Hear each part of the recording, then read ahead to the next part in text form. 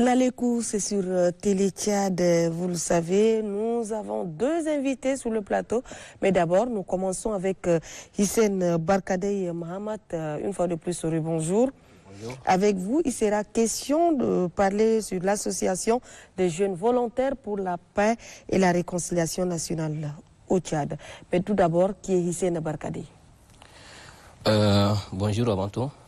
Et bonjour. Ouais. Moi, c'est Hissène Barkadei Mohamed. Oui. Je suis licencié en droit et technicien supérieur de l'élevage. D'accord, ok, ravi de faire votre connaissance. Merci. Mais c'est quoi l'association des jeunes volontaires pour la paix et la réconciliation nationale? L'association, nous avons vu la situation de notre pays, la situation actuelle de notre pays. Ouais. Nous, les jeunes, Oui. on est nés dans la guerre. On a grandi dans la guerre, vous et nous. Et nous ne voulons pas que nos enfants naissent dans la guerre. C'est pourquoi, conformément aux dispositions de l'ordonnance 023/PR, 2018, 17 juin, qui régime les associations, nous avons créé cette association le 18 janvier 2022. Mais quelles sont vos cibles et vos zones d'action? Nous, en tant que jeunes et futurs cadres de ce pays, nous ciblons toutes les couches. Cette association regroupe tous les jeunes du Tchad, du sud, du nord, de l'est et de l'ouest, sans distinction. Et nous ciblons les couches vulnérables.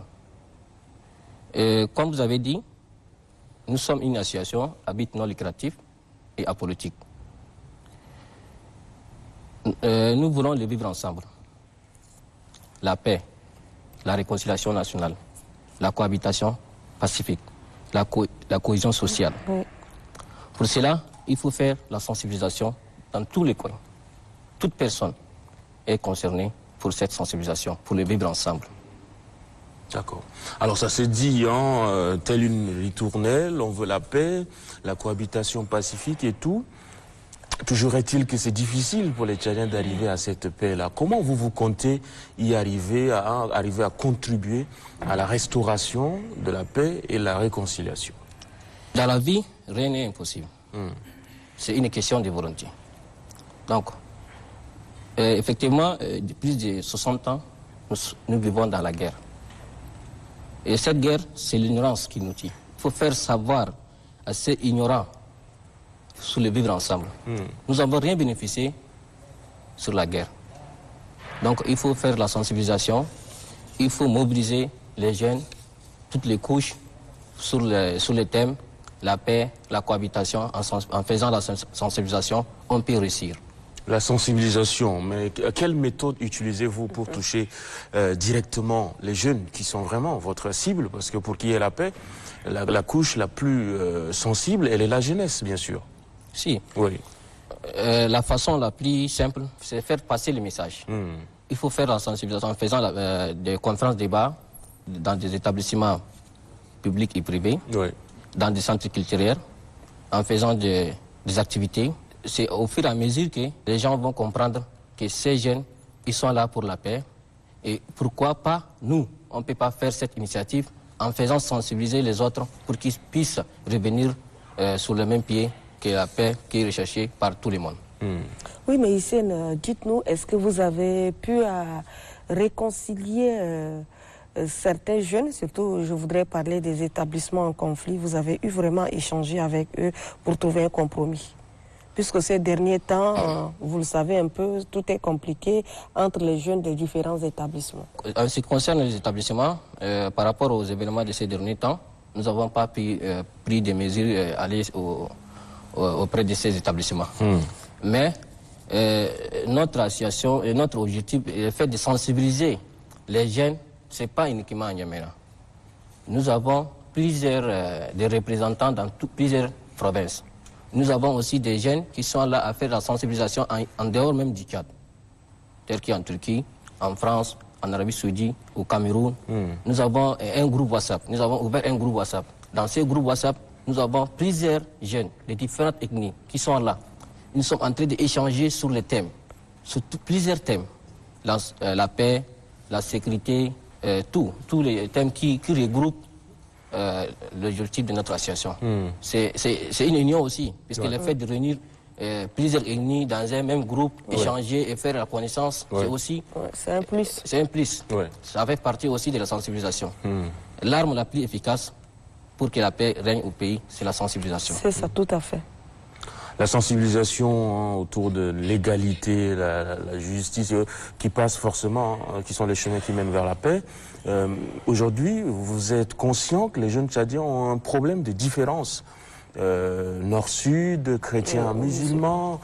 Que faites-vous concrètement pour améliorer la situation de ce côté-là? Nous avons prévu une campagne de sensibilisation sur toute l'étendue du territoire. Inch'Allah, après le mois de Ramadan, nous voulons toucher toutes les couches qui sont en dehors de la ville de N'Djamena. Mais où est-ce que vous puisez vos ressources? Est-ce sur fonds propres de l'association ou bien vous êtes accompagné par le gouvernement? Non, mais actuellement, nous avons notre propre ressource. Nous avons notre propre ressource. Et comme vous avez dit, la question de comment on peut sensibiliser ces jeunes. Le fait de sensibiliser ces jeunes, il faut aller sur le terrain. Mais, sur le terrain, oui, mais est-ce qu'il vous arrive aussi à collaborer avec certaines autorités des provinces, puisque dans nos provinces, on sait également qu'il y a conflit. Donc, sans le rapport, est-ce que l'association pourra à elle seule régler ces conflits? Toute ONG ou toute association, sans l'appui de l'État ou du gouvernement, ne peut pas travailler seule.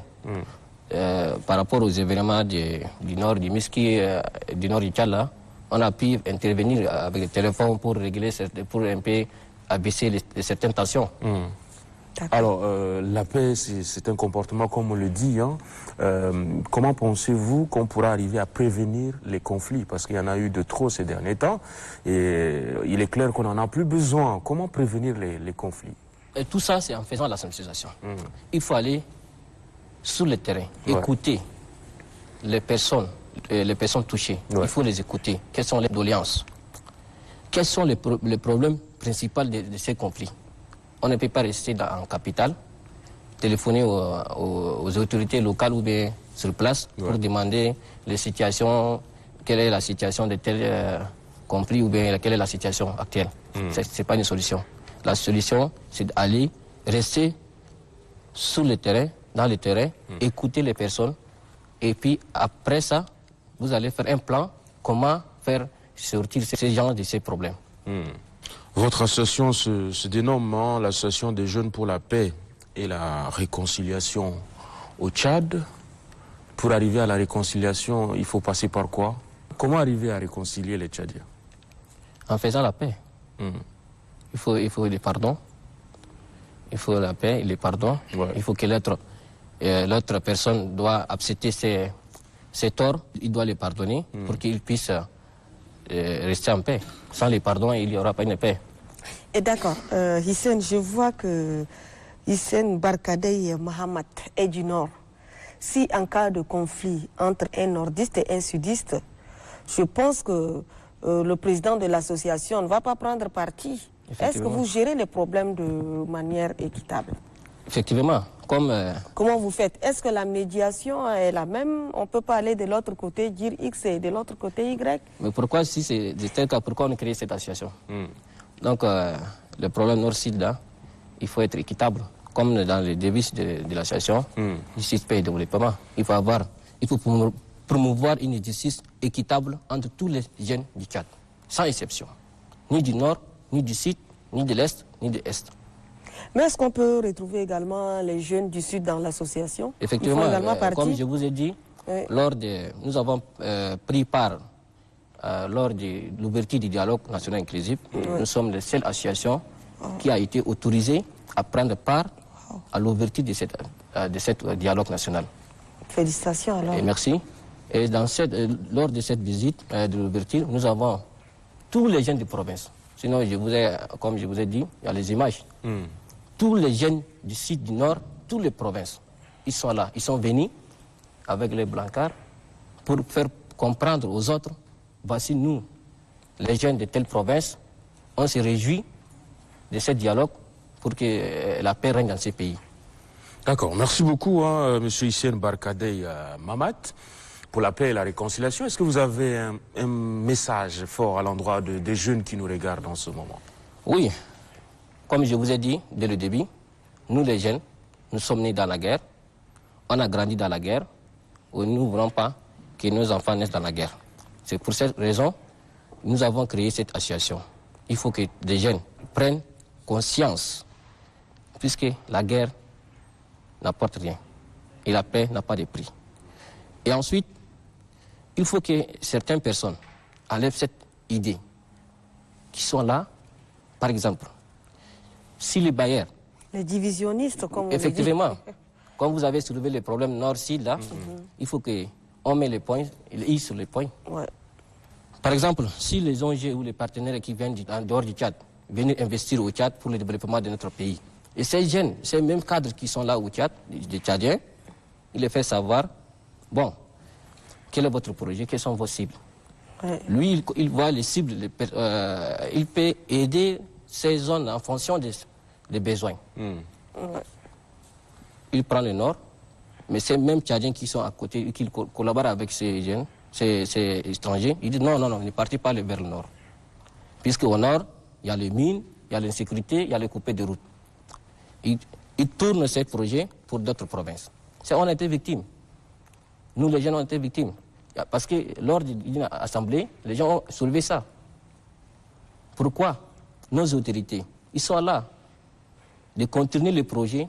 C'est pour cela que nos provinces du nord-est ou du nord-est sont en sous-développement par rapport aux autres. C'est dit à ça. Il faut que ces genres de personnes, ils enlèvent cette mentalité. D'accord. Le message est plus que passé, hein, Monsieur Hissène Barkadei Mahamat, merci d'être passé, nous parler de votre association des jeunes pour la paix et la réconciliation. Nous allons donc passer à notre deuxième invité sur ce plateau, juste après cette virgule.